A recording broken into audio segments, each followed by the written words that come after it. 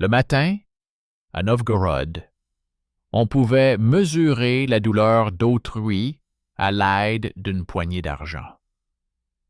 Au marché, les hommes adultes discutaient non seulement du prix du miel et de la cire, mais aussi du prix de l'offense. Combien coûte un coup? Combien une dent cassée? Combien une femme déshonorée?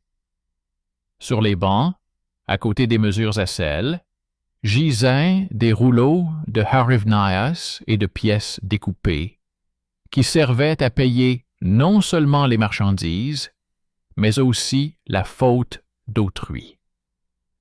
Là où les légendes tardives dépeignent des hommes sévères, prêts à couper des têtes pour l'honneur, les textes anciens énuméraient tranquillement les tarifs, tant pour le sang, tant pour les mutilations, tant pour l'offense faite à une femme. Ces chiffres relevaient moins de la justice que de la comptabilité. Bonjour à tous. Écrivez dans les commentaires d'où vous écoutez cette histoire et quels sont les récits sur les lois et l'honneur qui vous semblent les plus injustes. Je vous souhaite une écoute paisible, mais attentive. Voyons maintenant comment, dans les textes de la Russkaya Pravda, la défense de l'honneur d'une femme se traduit avant tout par un calcul monétaire entre les familles, et non par le souci de la victime. À Novgorod, où les cours marchandes s'étendaient le long des rivières et des rangées de boutiques, la Russkaya Pravda n'était pas considérée comme une liste abstraite de normes, mais comme un guide pour les conflits quotidiens. Ce recueil d'articles s'est constitué progressivement sous différents princes, bien avant qu'il ne commence à être recopié dans les monastères. Il énumérait, dans des formulations courtes et sèches, les cas d'offense et les prix auxquels ils devaient être rachetés. Un bleu récent, un os cassé, un œil perdu, le meurtre d'un homme libre, les coups portés à une femme adulte, tout avait son prix. Le droit appelait cela une compensation. La famille appelait cela un châtiment. Le possadnik y voyait une source importante d'ordre et de revenus. Pour la femme victime elle-même, tout cela signifiait que son corps et sa réputation étaient désormais réduits à une ligne dans un document attrayant pour le tribunal. Une ashrivnia d'argent. La Russkaya Pravda ne divisait pas seulement les gens en coupables et en victimes. Dans sa logique, une personne appartenait d'abord à quelqu'un, un prince, un guerrier, un membre libre de la communauté, un marchand, un serviteur, une épouse, une fille, une esclave. Pour chacun de ces adultes, il existait une vira spécifique, un tarif pour le meurtre et les offenses graves. Un homme libre coûtait plus cher, un homme dépendant coûtait moins cher. L'honneur d'une femme était évalué en fonction de ses liens avec son mari et sa famille.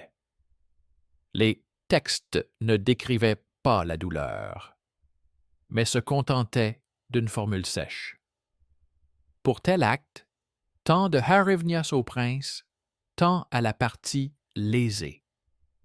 Le fait même que l'on pensait d'abord à la somme d'argent plutôt qu'à la voix de la femme pour une offense montre la logique de l'époque.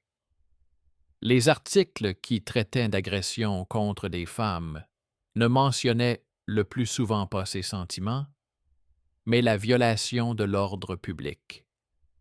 Si une femme adulte était offensée par des propos injurieux en présence de témoins, cela portait atteinte à la réputation de son mari et de sa famille, et était donc décrit comme un préjudice devant être réparé financièrement. Si une femme était victime de violence, la question se posait alors de savoir à qui elle appartenait. Était-elle libre, mariée? De quelle famille était-elle issue? Appartenait-elle à quelqu'un comme un bien? Le montant de la rançon et de l'amende dépendait de ce statut. Plus le statut était élevé, plus le montant était élevé. Là où le mythe tardif voit une sévérité ancienne et une vengeance sanglante immédiate, le document montre une échelle monétaire cohérente. Le monde de Novgorod au XIIe et XIIIe siècle vivait à la croisée des coutumes et du droit écrit. La liberté du Veche, les riches routes commerciales, les liens familiaux forts, tout cela liait l'individu à sa communauté.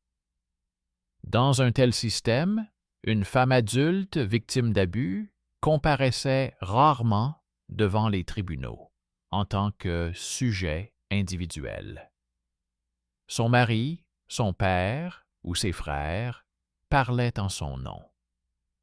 Son honneur n'était pas une valeur abstraite, mais une ressource d'investissement pour la famille.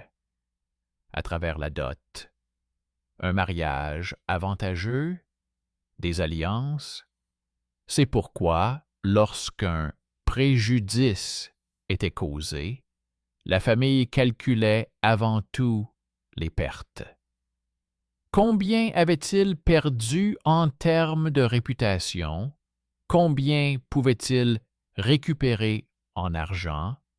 Valait-il la peine de porter l'affaire devant le tribunal, au risque d'un conflit prolongé, ou valait-il mieux tout régler par un rachat à l'amiable? Les articles de la Russkaya Pravda incitaient directement à ce choix. Ils décrivaient non seulement les punitions, mais aussi la procédure de paix, un accord par lequel la famille de la partie lésée acceptait une compensation financière et renonçait à toute vengeance ultérieure. À ce moment-là, la logique juridique s'alliait à l'économie. Il était plus avantageux d'obtenir une somme fixe de la famille coupable que de maintenir une inimitié pendant des années, au risque de subir des représailles.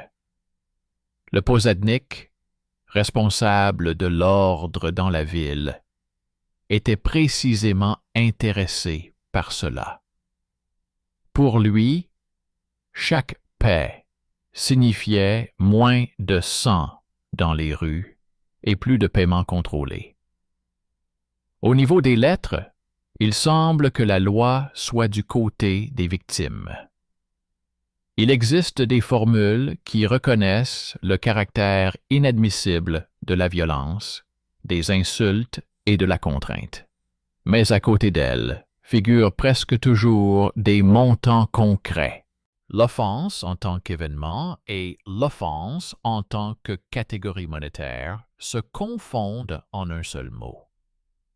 Si une amende fixe est infligée pour avoir battu un homme ou une femme adulte, alors, selon la logique interne du système, le conflit est considéré comme résolu dès que l'argent a été payé et que la famille a donné son accord. La question de savoir comment la victime va vivre ensuite n'apparaît pas dans le texte. Le mythe de la sévérité ancienne, que les auteurs tardifs aiment à répéter, parle d'une punition immédiate. de la façon dont quiconque osait offenser l'honneur risquait une punition immédiate. Cette image est pratique pour prouver que, autrefois, on savait protéger les faibles. Cependant, si l'on consulte les listes d'articles et que l'on examine les formulations réelles, on constate autre chose. La menace de punition physique et les montants exigés sont décrits de manière beaucoup plus détaillée que le souci de rétablir la justice. L'accent est mis sur l'équilibre entre les familles, et non sur le sort d'un adulte en particulier. Dans ce système, le différend de Novgorod sur l'honneur des femmes ressemble à une série de calculs. Imaginons une situation que les sources ne décrivent que de manière allusive. Une femme adulte, issue d'une famille modeste mais aisée, a été offensée par des hommes adultes d'un autre quartier de la ville, liés à la riche bourgeoisie. Ses proches sont confrontés à un choix. Ils peuvent s'adresser au posadnik, obtenir un procès officiel où la Russkaya Pravda sera lue à haute voix et tenter d'obtenir la peine maximale. Mais cela signifie défier ouvertement les personnes dont dépendent le commerce, la protection et l'accès aux routes. L'alternative est d'accepter le rachat proposé à l'amiable, un montant inférieur à celui prévu par la loi, mais avec la garantie que le conflit ne s'aggravera pas. Le posadnik, qui doit jouer le rôle de médiateur, pousse souvent à choisir cette voie. Pour lui, il est important qu'aucune hostilité ne s'installe entre les cours influentes. Il peut faire pression sur la famille de la victime pour la convaincre d'accepter une rançon raisonnable, réduisant ainsi le prix indiqué dans la Pravda.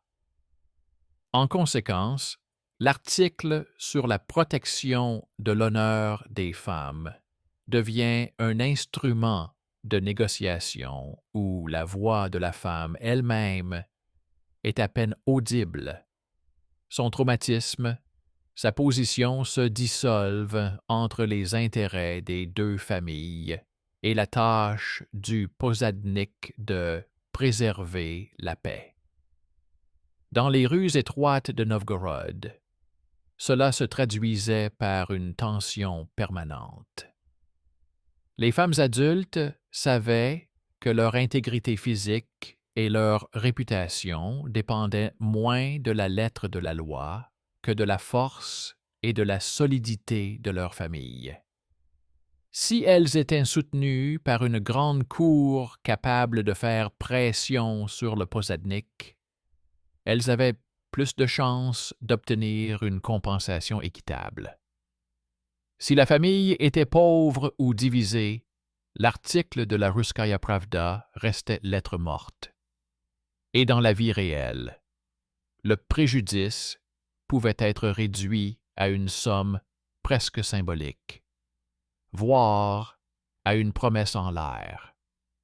Dans le même temps, la loi fixait la différence entre les différentes catégories de femmes. Une femme mariée libre avait un certain prix d'honneur.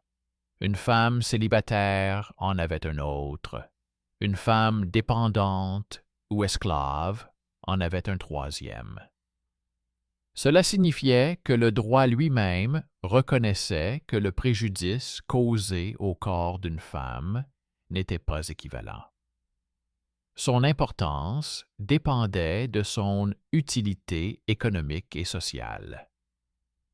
Là où les conceptions romantiques tardives parlent de l'honneur féminin comme d'une valeur sacrée, le texte le présente comme une fonction du statut et des avantages attendus du mariage, de la dot et du travail.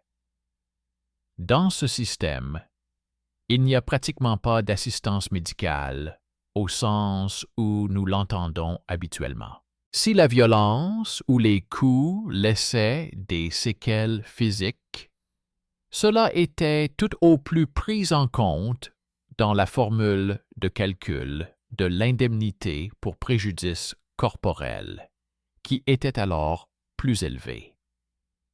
La loi ne s'intéresse pas à la manière dont le corps d'une femme adulte souffre, ni aux conséquences à long terme. Sa tâche consiste à évaluer les dommages en argent, à les répartir entre le trésor princier et la famille, à enregistrer le paiement et à considérer le conflit comme clos. Pour la victime, cela signifiait continuer à vivre dans la même ville, parmi les mêmes personnes, avec le stigmate de l'offense que personne n'avait effacé, mais qui avait été converti en chiffres. Ainsi, la Russkaya Pravda, à laquelle on aimait attribuer l'ancienne justice et la sévérité, s'avère être un document où la justice s'exprime à travers une logique monétaire cohérente. Elle tente de limiter la vengeance sanglante, de faire passer la violence des rues au niveau des paiements, de confiner le conflit entre les lignes des articles. Mais en même temps, il n'y a presque pas de place pour ce que nous appellerions aujourd'hui la protection de la victime. L'honneur d'une femme s'avère en réalité être un bien étranger avec lequel on peut marchander au marché, dans le bureau du posadnik ou dans une petite maison où des hommes adultes décident de la valeur de l'offense d'autrui et du prix qu'ils sont prêts à payer pour qu'on oublie tout cela au plus vite. Et plus ces disputes se répétaient, plus il devenait évident que derrière les belles paroles sur l'honneur se cachait une arithmétique grossière. Dans la pratique, il était plus facile pour le posadnik et les personnes âgées de travailler avec ce qui pouvait être calculé et enregistré. La somme d'argent, le nombre de témoins, la taille de l'apport du prince. La douleur d'une femme adulte, sa peur, son refus de continuer à vivre aux côtés de son agresseur, tout cela restait dans la sphère orale et informelle que le droit ne touchait pratiquement pas. Ce qui l'intéressait, ce n'était pas la vie intérieure des gens, mais la stabilité des relations entre les cours, le montant des tributs, l'absence de vengeance susceptible de se répercuter dans les rues et sur les routes commerciales.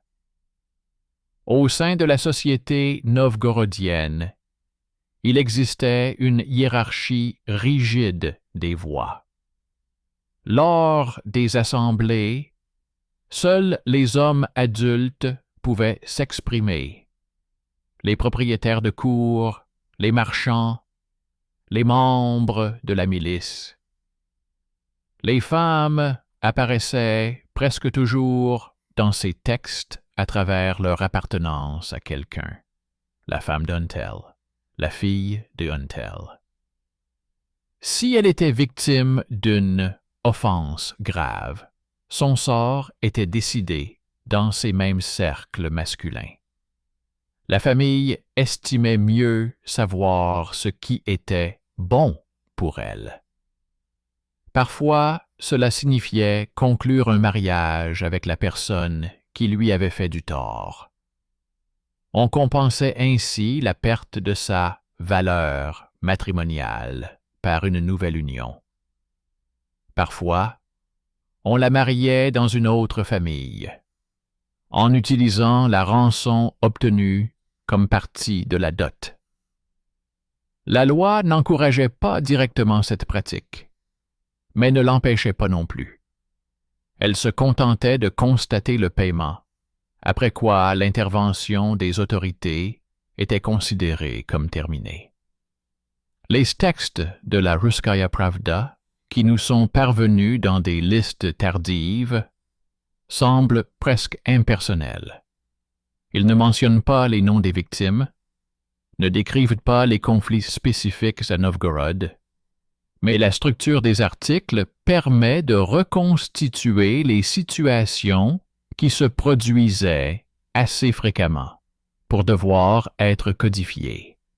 Si, pour une même offense, des montants différents sont prévus en fonction du statut, cela signifie que les disputes sur le prix se produisaient sans cesse. Si des cas sont mentionnés, où non seulement le coupable, mais aussi les membres de sa famille paient pour une femme, cela signifie que l'on a tenté de tenir pour responsable non pas une seule personne, mais tout le clan qui la soutenait.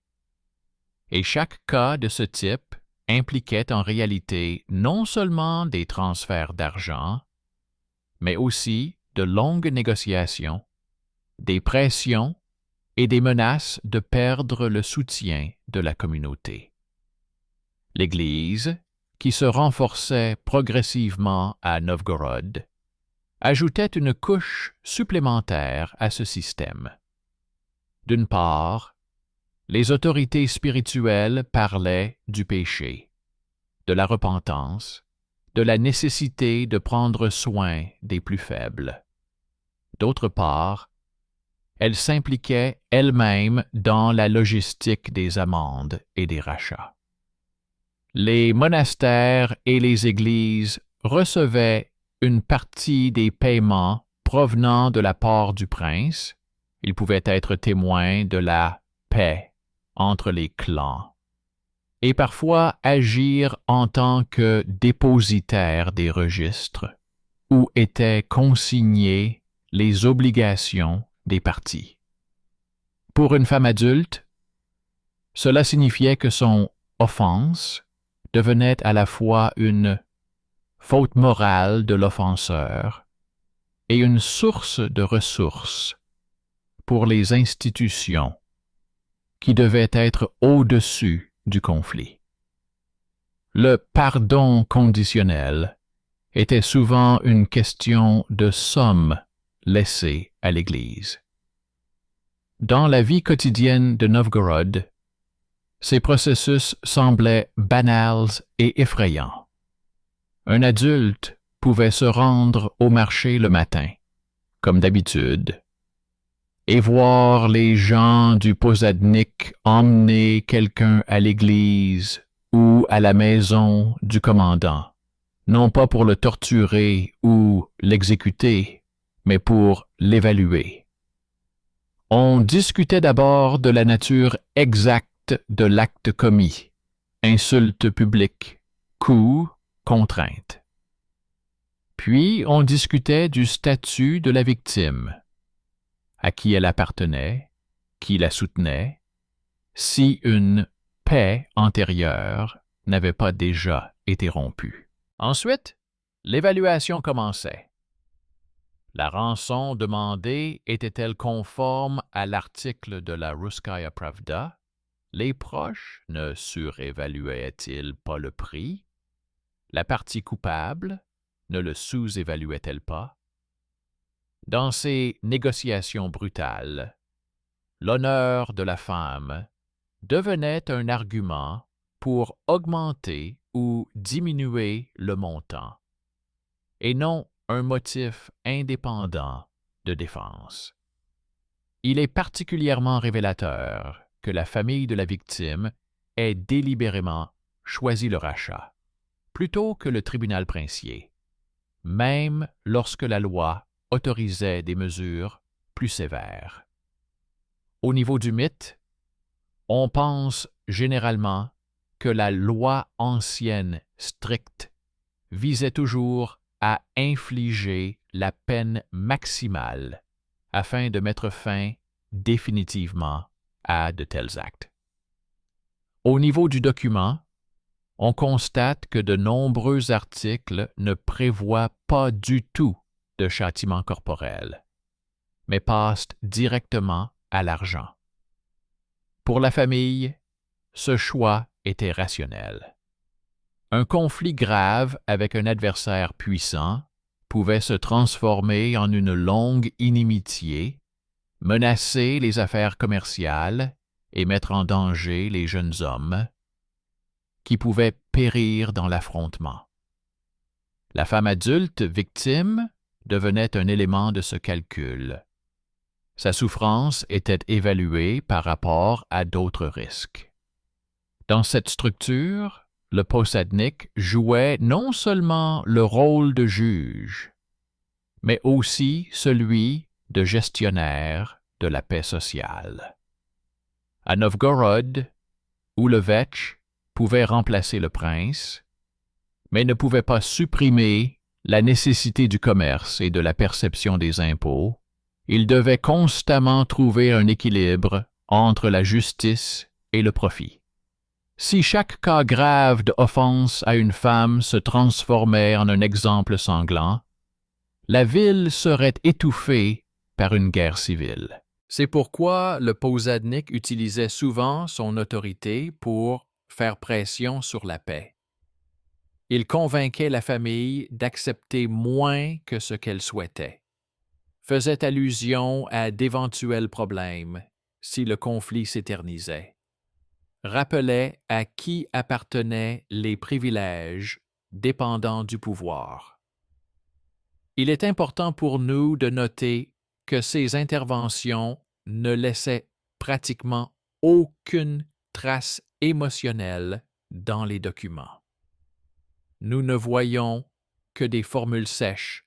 Ils ont fait la paix. Il a donné tant pour l'offense. Le possadnik était entre eux. Derrière elle se cache ce qui, en réalité, signifiait une pression psychologique sur la partie lésée. Une femme adulte, dont le corps et le nom étaient à l'origine du conflit, pouvait être contrainte d'accepter la décision des aînés, même si elle trouvait la situation insupportable. Son silence ou son consentement n'était consigné nulle part. La loi considérait que puisque la famille avait accepté le paiement, elle était automatiquement consentante.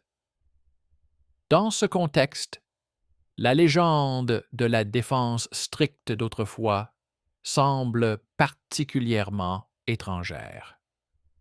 Les chroniqueurs tardifs, qui écrivaient à une époque marquée par d'autres conflits et d'autres idéologies, aimaient souligner la sévérité de leurs ancêtres, auxquels ils attribuaient une punition immédiate pour toute violation de l'honneur. Cette image permettait de opposer commodément l'ancien temps au présent prétendument laxiste.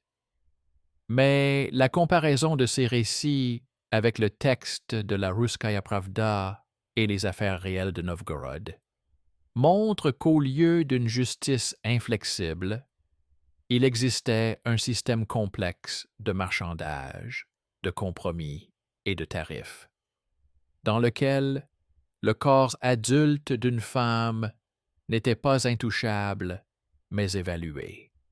Le paradoxe réside dans le fait que la Russkaya Pravda elle-même constituait à l'époque un véritable progrès par rapport à la pure vengeance sanglante. Elle limitait le cercle de ceux qui pouvaient se venger.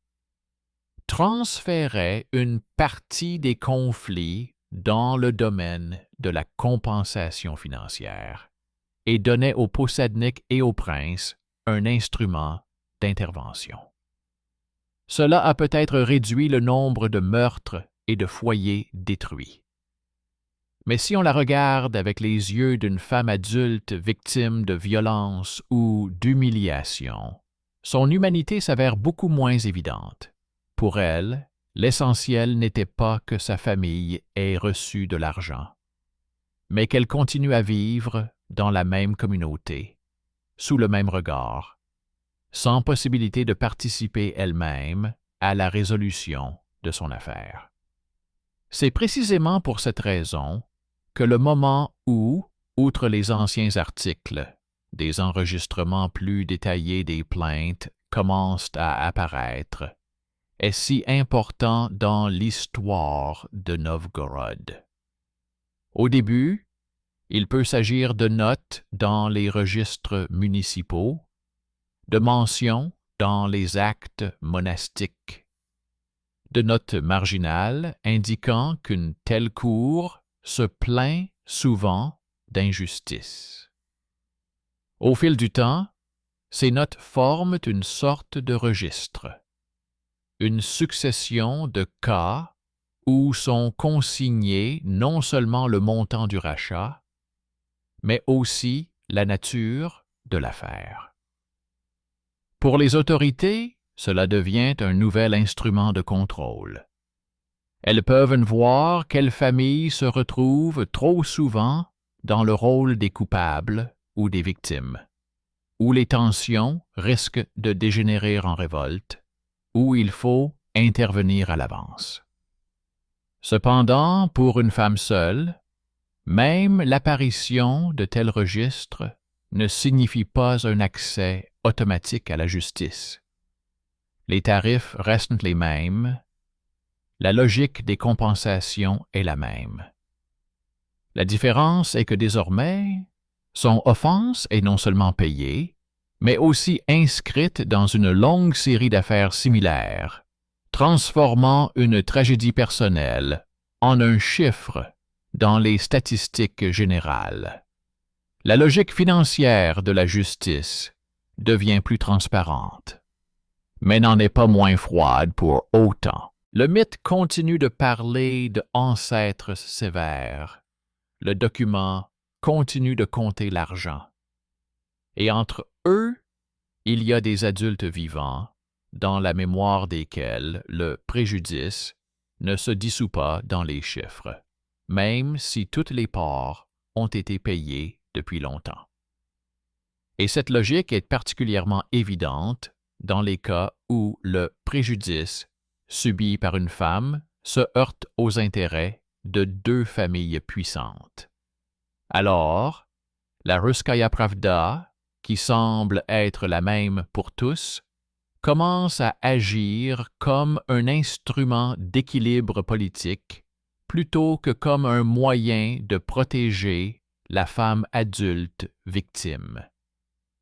Si le coupable appartient à un groupe influent, le tarif lui-même se transforme en terrain diplomatique. La famille de la victime exige le montant total. La famille du coupable tente de réduire le paiement. Le possadnik cherche un moyen d'empêcher les parties d'en venir aux mains.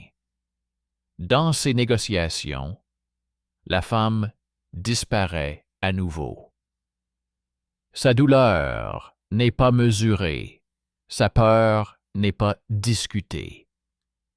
Son nom n'apparaît que comme un fondement juridique pour un litige financier, et ce plus souvent à travers sa parenté masculine qu'à travers sa propre personnalité.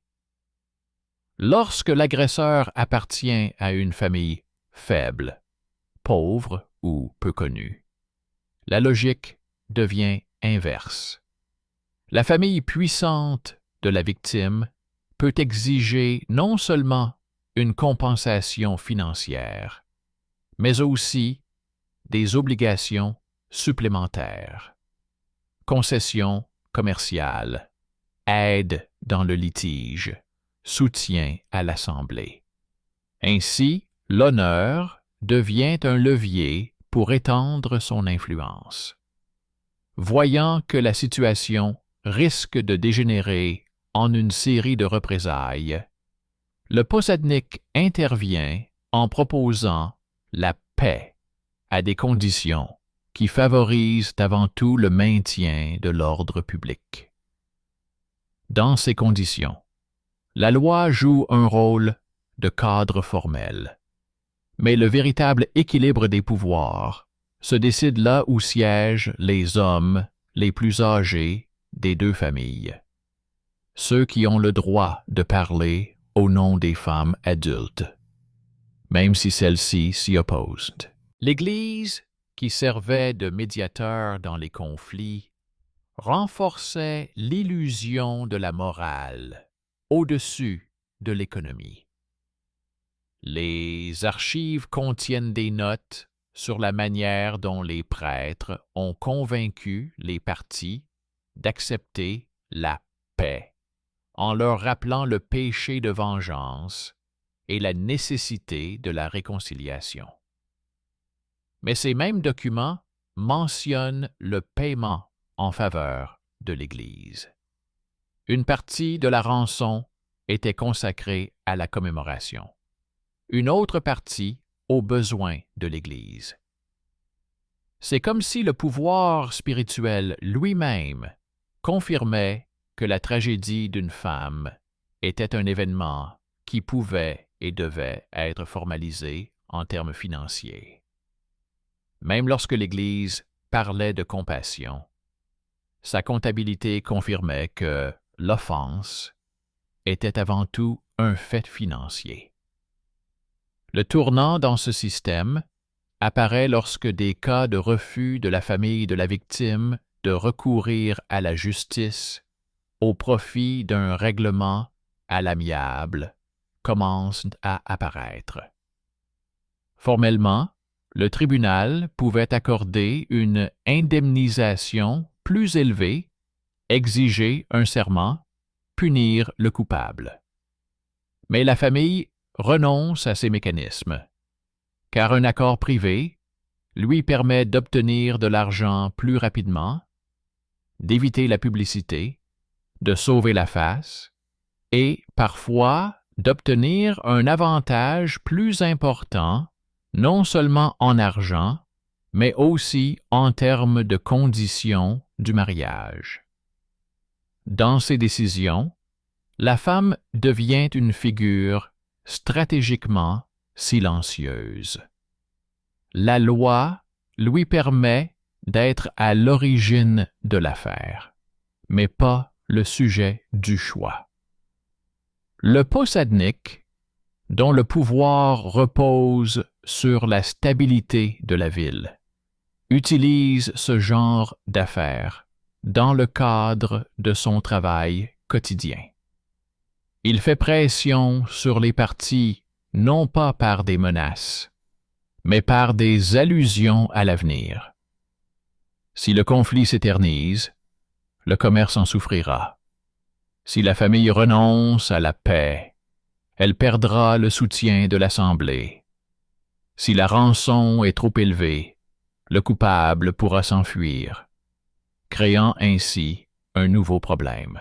Au final, la décision est un compromis dans lequel la réalité du traumatisme d'une femme adulte se dissout dans les calculs de stabilité du marché urbain et d'équilibre politique dans les rues de Novgorod. Parfois, il se produisait ce que l'on appellerait aujourd'hui du cynisme institutionnel. Si la femme victime appartenait à une famille pauvre, son honneur coûtait moins cher à tous les niveaux, selon la loi, selon la position de la famille et selon l'intérêt du posadnik. Les pauvres ont moins de poids politique, moins de possibilités de défendre leurs intérêts. moins de chances d'obtenir une plus grande compensation.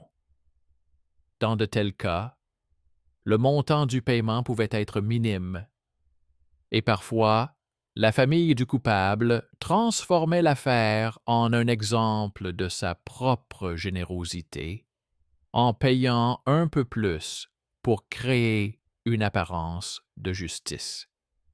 C'était un jeu de noblesse, où le sort réel de la femme devenait à nouveau moins important que l'image de la famille aux yeux de la ville. Peu à peu, ce sont précisément ces affaires qui ont commencé à s'accumuler dans les registres municipaux et les livres des monastères.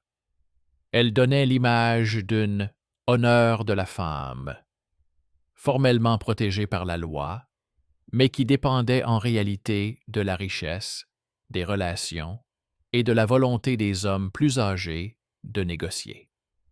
Lorsque les chroniqueurs ultérieurs écrivaient sur l'ancienne sévérité, ils mentionnaient rarement ces pratiques. Il leur était plus commode de parler de lois sévères que de l'arithmétique quotidienne de la douleur humaine. Mais le document montre précisément cette arithmétique. Les tarifs, les parts, les échanges. La loi prescrit le montant, la famille fixe le prix, le posadnik approuve le compromis, et la femme reste à l'écart des décisions qui affectent sa vie. Et plus le nombre de cas de ce type augmentait, plus il devenait évident que la Russkaya Pravda protégeait moins l'individu que l'équilibre social. Elle empêchait la vengeance sanglante, mais n'éliminait pas l'injustice. Elle accordait une somme d'argent, mais ne donnait pas la parole. Elle régulait l'ordre, mais ne guérissait pas les blessures. C'est pourquoi, dans les registres de plaintes qui commencent à se constituer à cette époque, les torts subis par les femmes côtoient les plaintes pour dommages matériels, les querelles foncières et les dettes commerciales.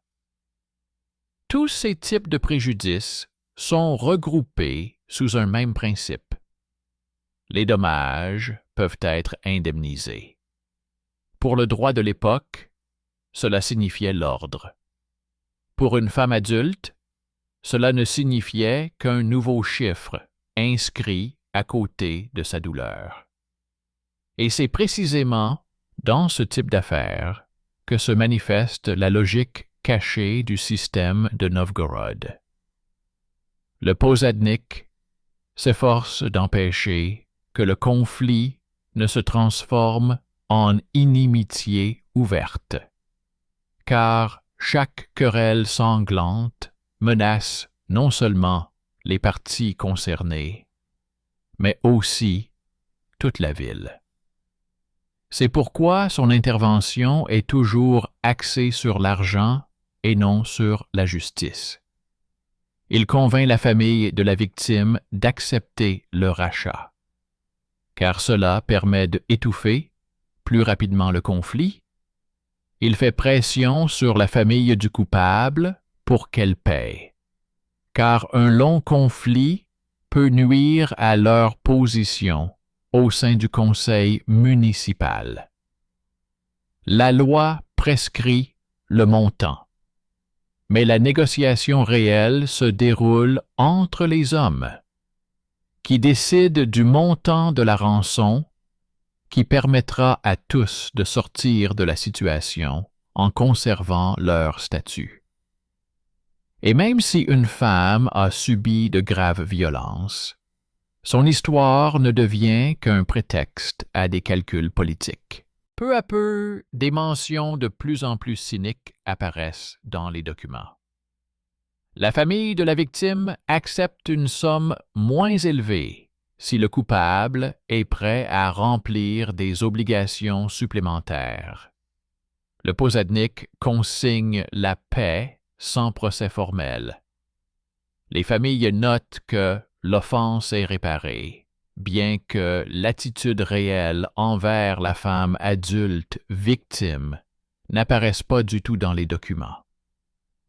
Dans certaines affaires, il est mentionné qu'après le paiement de l'argent, la famille du coupable obtient le droit de rétablir les relations ou même de conclure un mariage au sein du cercle, comme si le rachat pouvait effacer le fait même du préjudice causé.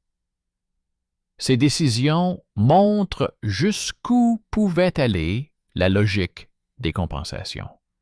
Si l'affaire était fondée non pas sur la protection de la personne, mais sur le maintien de l'équilibre des pouvoirs. Les cas les plus inquiétants sont ceux où la femme se trouvait en opposition avec la position de sa propre famille. Il arrivait que la victime réclame d'une voix adulte un procès, mais que sa famille refuse, car le rachat était plus avantageux qu'un procès public. Dans de tels cas, sa volonté se transformait en bruit indésirable. Les clans recherchaient le silence, le posadnik l'ordre et le tribunal le respect des tarifs. La femme se retrouvait dans une position où son destin était décidé sans elle, même lorsqu'elle tentait de résister. Et la Russkaya Pravda était alors très stricte. Si la famille acceptait le rachat, l'affaire était classée, et il n'y avait plus aucune protection pour elle. Dans des cas encore plus sombres, le rachat devenait un moyen de pression. Si la famille de la victime exigeait trop, le posadnik pouvait leur rappeler que le prix excessif ressemblait à une tentative de profit, ce qui jetait le discrédit sur leur réputation. Dans ce cas, la famille était obligée d'accepter une somme moins élevée, car sinon elle entrait dans la catégorie de ceux qui marchandaient leur honneur. Une fois de plus, la femme disparaissait de la décision. Son traumatisme devenait un prétexte à un jeu politique dans lequel l'enjeu n'était pas sa sécurité, mais la réputation de la famille. Les cas où la famille refusait toute compensation étaient rares et surprenaient les juges, car ils enfreignaient le système habituel de calcul.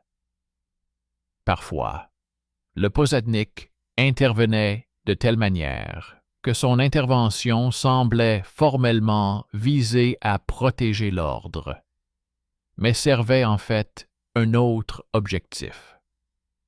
Si le conflit menaçait la stabilité de la ville, par exemple lorsque deux grandes familles se trouvaient au bord d'une guerre ouverte, le posadnik imposait la paix même contre la volonté de la partie lésée. Cela pouvait inclure une réduction forcée de la rançon ou une tentative de répartir la responsabilité autrement que ne l'exigeait la loi. Le posadnik n'agissait pas en tant que défenseur de la justice, mais en tant que gestionnaire du mécanisme de sécurité de la ville, pour lequel chaque offense était une étincelle potentielle. Dans ces situations, ce sont précisément les femmes qui devenaient celles dont la douleur était sacrifiée au profit de la tranquillité de Novgorod. Et quand on examine les archives accumulées, les concessions, les actes, les décisions, les procès-verbaux, un tableau effrayant se dessine. Le système créé pour empêcher les vendettas remplissait effectivement sa mission, mais au prix de la disparition de la femme victime de son propre histoire. La Russkaya Pravda transformait son destin en une ligne parmi d'autres formules juridiques, où le plus important était la somme d'argent et l'accord des parties. La famille, le posadnik et la ville décidaient de ce qui était considéré comme une compensation suffisante.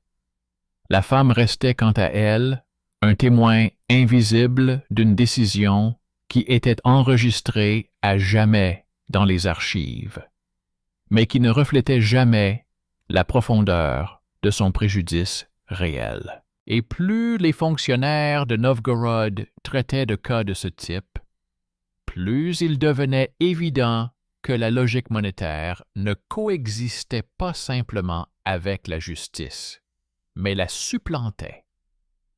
Le tarif devenait une forme de réconciliation, mais pas de guérison.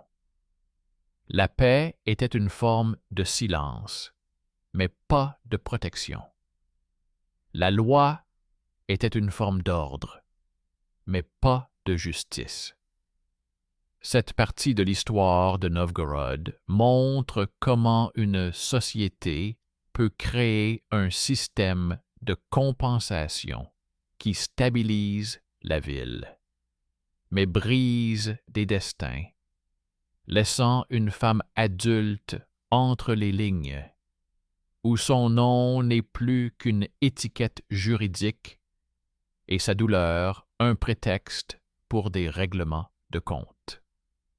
Et c'est précisément à la fin de cette histoire qu'il devient particulièrement clair que les tarifs, créés comme un moyen d'empêcher la société de se livrer à des vendettas, se transforment progressivement en un mécanisme de pouvoir indépendant, qui vit selon ses propres lois. Les registres de plaintes de Novgorod, apparus plus tard, consignent des dizaines de cas où des femmes adultes ont tenté de s'adresser directement au posadnik ou au tribunal, contournant la volonté de leur clan. Ces tentatives se sont presque toujours soldées par le même résultat. La plainte était transmise aux représentants masculins de la famille, et c'était eux qui décidaient de la considérer comme valable ou non. Les registres ont conservé des formulations qui respirent une routine impitoyable. Plainte entendue. Sanction déterminée. Paix conclue. Les documents ne mentionnent pas si la victime a été protégée, comme s'il s'agissait d'une question secondaire. Ils ne s'intéressent qu'à la conclusion de la procédure et au maintien de l'équilibre social. Lorsque de telles affaires étaient consignées dans les registres municipaux, la différence entre le langage de la loi et celui de la vie était particulièrement frappante. La loi parle de l'honneur comme d'une valeur qui doit être protégée. La vie explique que l'honneur est la somme d'argent qu'une famille est prête à reconnaître et qu'une autre est prête à accepter. Les registres contiennent de plus en plus de formules dans lesquelles la plainte d'une femme adulte se transforme en obligation économique pour la famille. Si la famille est pauvre, la somme diminue. Si la famille est riche, la somme augmente. Si la famille est influente, le posadnik peut adoucir la punition du coupable afin de ne pas susciter d'hostilité. Ainsi, l'honneur devient une valeur fluctuante qui ne se mesure pas à l'aune de la morale, mais à celle de la capacité de payer. Parfois, ces registres font état d'épisodes particulièrement graves, où la famille a tenté de dissimuler l'offense pour éviter le déshonneur, et où la plainte d'une femme adulte n'a été inscrite dans le registre que grâce à l'intervention de témoins extérieurs. Le posadnik agissait alors de manière formelle. Il fixait le montant de la rançon, consignait la paix et considérait l'affaire comme close. Mais tout le monde voyait bien qu'il s'agissait d'une paix sans justice. La femme restait dans la même maison, parmi les mêmes personnes qui avaient accepté l'argent et décidé à sa place que tout était désormais réglé. Le système de Novgorod ne prévoyait pas de protection contre les conséquences au sein de la famille. Son intervention prenait fin au moment du paiement de l'argent. Dans les affaires ultérieures, une nouvelle forme de contrôle apparaît.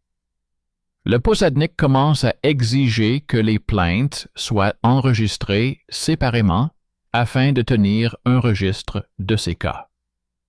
Formellement, cela semblait être un pas vers l'ordre. Chaque cas est enregistré, chaque montant est indiqué, chaque offense est consignée. Mais ce registre est devenu le miroir dans lequel se reflétait toute la logique de la ville. Ce n'est pas le préjudice causé à une femme adulte qui importe, mais la conformité de la procédure à la loi. Le tribunal et le posadnik aspirent au calme, la famille aspire au profit, la ville aspire à la stabilité. La femme, quant à elle, reste dans ses registres une figure qui ne s'affirme que par de brèves mentions, a subi, a été offensée, a reçu de l'argent. Et quand on lit tout cela sous la forme d'une longue liste, plainte, rançon, paix, plainte, rançon, paix, on comprend pourquoi le mythe de la sévérité antique correspond si peu au document. Le mythe dépeint une société où l'honneur des femmes est protégé comme une valeur sacrée, où chaque offenseur est sévèrement puni, où la loi agit comme une épée morale. Les documents montrent autre chose. La Russkaya Pravda transforme l'offense en tarif, le préjudice en argent, la violence en règlement de compte entre les familles. Dans ce système, il n'y a pas de place pour la notion de justice au sens moderne du terme. Il n'y a qu'une tentative de maintenir la paix à tout prix, même si cela implique d'échanger le destin d'un être humain contre une somme inscrite sur une ligne. Le résultat final de ce mécanisme est le silence qui s'installe immédiatement après le paiement. Pour le pouvoir, c'est un signe d'ordre. Pour les familles, c'est la fin d'une obligation. Pour la ville, c'est une querelle évitée.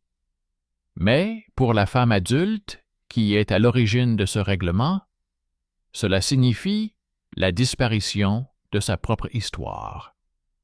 La Russkaya Pravda apporte une réponse, mais n'offre aucune protection. Elle fixe un montant, mais n'établit pas la justice.